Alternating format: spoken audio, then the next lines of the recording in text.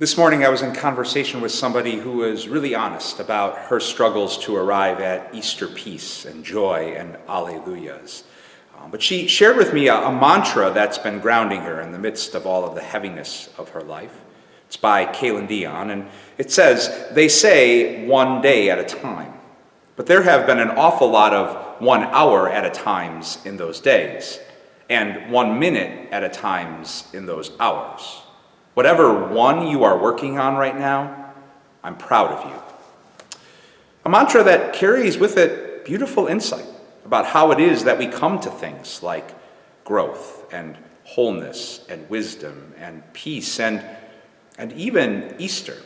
Because in truth, this woman's journey and her struggle of trying to just make it 1 minute, 1 day, 1 step at a time is really the journey of Easter with an honest look, at least as Easter is told to us by scriptures.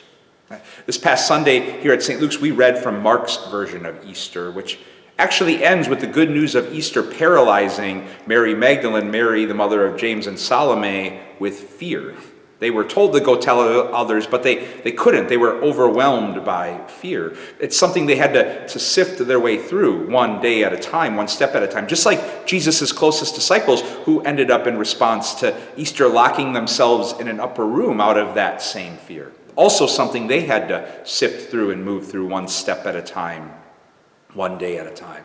Or I even think of somebody like Thomas, who had to make his way through some real doubt, honest doubt and confusion, 1 moment at a time, 1 step at a time, in order to come to faith.